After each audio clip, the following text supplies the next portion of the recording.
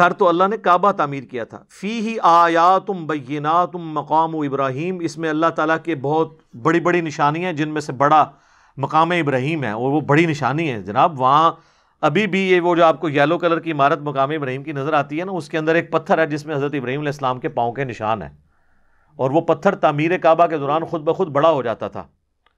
55 fit اونچی عمارت ہے، اور پھر اینڈ پہ برکت کے طور پر اس نے اپنے سینے میں حضرت ابراہیم علیہ السلام کے پاؤں کے نشان لے لیے میں، اور وہ ایک قیامت تک کے لیے ایک روشن نشانی ہے اللہ کی.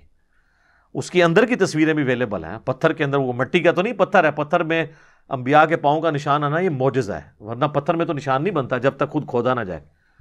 تو وہ پتھر موم ہو گیا ان کے لیے، جس طرح قرآن میں آتا ہے کہ ہم نے لوہا نرم کر دیا تھا داؤد کے ہاتھ میں، وہ زرہ بناتے تھے. داؤد علیہ السلام کو لوہے کی زرہ بنانے کے لیے کوئی انگیٹھی نہیں چنانی پڑتی تھی، وہ آٹے کی طرح گوندھ لیتے تھے اس کو. جناب اللہ کے کام ہے نا، اللہ جس کے لیے نرم کر دے. وَمَن دَخَلَهُ كَانَ آمِنًا، جو کعبے میں داخل ہو گیا وہ امن والا ہو گیا. اور یہ اتنا بڑا یونیورسل ٹروتھ ہے کہ مشرکین عرب بھی اگر اپنے باپ کا قاتل بھی کعبے کے اندر دیکھ لیتے تھے نا، اس سے بدلہ نہیں لیتے تھے. وہ کہتے تھے یہاں تلوار اٹھانا منع ہے، اس چیز کو اسٹرکٹلی فالو کرتے تھے. جیسے ہمارے لوگ جو ہیں وہ مزار میں جب جاتے ہیں جوتیاں اتار کے جاتے ہیں اور واپس ہی الٹے قدم آتے ہیں. یہ لادہ بات ہے کہ مسجد میں الٹے قدم نہیں آتے، مسجد میں کعبے کو پیٹ کر کے باہر نکلتے ہیں، مزار والے بابے کو نہیں پیٹ کر کے نکلتے. آپ کمپیریزن دیکھ لیں تو بابے کو انہوں نے کعبے سے اوپر ہی رکھا ہوا ہے. دونوں ہی غلط ہے، پیٹ کرنے والا کوئی مسئلہ نہیں ہے. بخاری مسلم میں کہ یہ حدیث ہے کہ نبی علیہ السلام کے بعد جب صحابہ آتے تھے وہ بھی اس میں الفاظ ہیں کہ وہ صحابی آیا اور پھر مڑا تو پیٹ کر کے جاتے تھے. اس میں کون سی گستاخی ہو جاتی ہے؟ ایک نیچرل پروسیس ہے. کبھی نہیں ہوا کہ نبی علیہ السلام کو مل کے تو الٹے قدم واپس جا رہا ہو. تو امن والی جگہ تھی، اور اس چیز کو قریش مکہ اتنا کیش کرواتے تھے کہ پورے عرب میں باقی قافلے تو لوٹ لیے جاتے تھے تجارت کے دوران، لیکن قریش کا قافلہ کوئی نہیں لوٹتا تھا. وہ کہتے تھے جناب یہ تو سمجھ لیں کہ گدی نشین ہے اس قبلے کے. تو وہ اس کو، اور پھر دوسرا ہر قبیلے نے اپنا بت بھی رکھوایا ہوتا تھا، ان کو ڈر ہوتا تھا کہ مکے کے سردار ساڑا بت ہی نہ اتوں، کوئی ساڑے بزرگان دین ہی نہ باہر کر دیں. تو وہ اس لیے پھر اللہ نے اس کا احسان جتایا، لِإِيلَافِ قُرَيْشٍ إِيلَافِهِمْ رِحْلَةَ الشِّتَاءِ وَالصَّيْفِ فَلْيَعْبُدُوا رَبَّ هَذَا الْبَيْتِ. اور اس گھر کا صدقہ کھا رہے ہو تو اس گھر کے مالک کی عبادت بھی تو کرو نا، اس کو بتوں سے پاک کرو. اللہ نے اس کی وجہ سے تمہارے سردیوں کا اور گرمیوں کا سفر آسان کر دیا، نہ تمہارا قافلہ کوئی لوٹتا ہے، نہ تمہارے ساتھ کوئی مس بیہیو کرتا ہے. یہ ساری برکتیں تم اسی سے تو حاصل کر رہے ہو.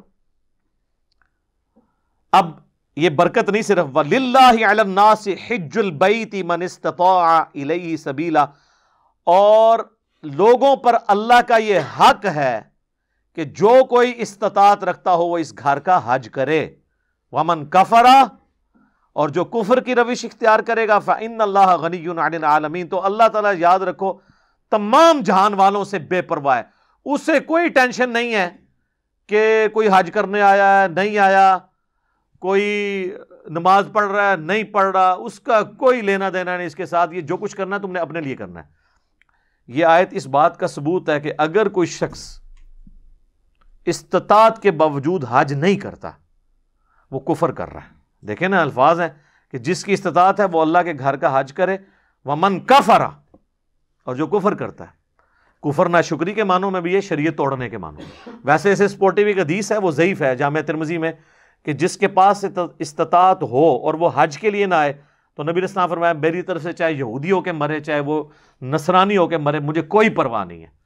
وہ حدیث اصول محدثین پہ ضعیف ہے جامعہ ترمذی کی، لیکن اس آیت کی وجہ سے سپورٹیو ہو جاتی ہے. یہ آیت تو بڑی چیز ہے نا کہ جس کے پاس استطاعت ہے وہ حج کرے، اور جو بے پرواہی کی روش اختیار کرے گا، حج نہیں کرے گا، اللہ تعالیٰ پھر بے پرواہ ہے اس سے. استطاعت یہ ہے کہ آپ کے پاس اتنا خرچہ ہو کہ آپ حج کے لیے جا سکیں اور پیچھے اتنا دے جائیں کہ وہ اتنا عرصہ کے لیے گزارا کر لیں اور پھر آپ واپس آ جائیں. اب بعض لوگ کہتے ہیں جناب میں پہلے یہ کر لوں، میں وہ کر لوں، میں وہ کر لوں، پھر اینڈ پہ حج کروں گا. اینڈ بچے گا کوئی کرے گا نا تو حج؟ اس طرح تو کسی پہ بھی حج نہیں فرض ہوگا. استطاعت ہوتی ہے، لوگ اتنے امیر، بعض لوگ دکان بند کرنے کے لیے تیار نہیں ہوتے، جی بس یہ بچے بڑے ہو جانے سنبھالن گے تو پھر میں ویلا ہو جاؤں گا. پھر تو ویلا کسی کام دا نہیں ہونا، ہوں تو اتنے جانا ہے. اور سب سے بڑی یعنی میں کہتا ہوں شرمندگی ہوتی ہے، حج عمرے پہ آپ جائیں نا، آپ کو باقی ملکوں سے تو ینگ لوگ نظر آئیں گے 15 سے لے کے 25 سال تک، جتنے بابے نے وہ سارے انڈیا پاکستان دے جائیں. میں کہتا ہوں مجھے کوئی انڈونیشین دکھائے کہ کوئی بابا ادھر آیا ہوا ہے حج کرنے کے لیے، کوئی ایران سے آیا ہوا کوئی آپ بابا دیکھیں، مصر اور ٹرکی سے دیکھیں، بہت کم ہوں گے، ادھر سارے ہی بابے ہوتے ہیں.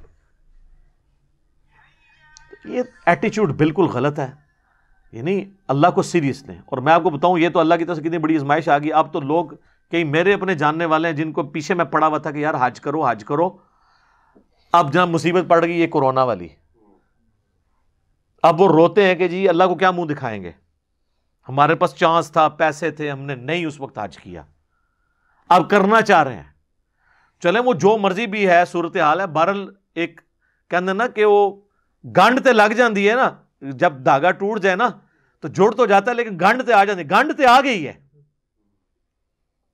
ٹھیک ہے جو بھی ہے اللہ کے سامنے آپ یہ بہانہ کر سکتے ہیں کہ وہ سعودی حکومت نے نہیں آنے دیا یہ وہ، لیکن آگے یہ سوال ہوگا کہ پہلے کتنے مریاس ہیں، پھر کیا کرو گے؟ تو یہ بہت سیریس ایشو ہے، حج کو معمولی نہیں سمجھنا چاہیے. حج کے اوپر میں نے ڈیٹیل لیکچر ریکارڈ کروا دیا ہے، مسئلہ 54A B C D.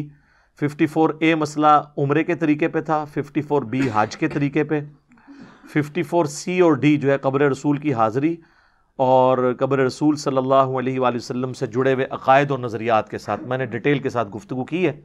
جسے شوق ہے تو وہ ضرور دیکھیں، ورنہ تو میں اس آیت پہ بھی اگر حج کے ایشوز ڈسکس کروں تو کافی زیادہ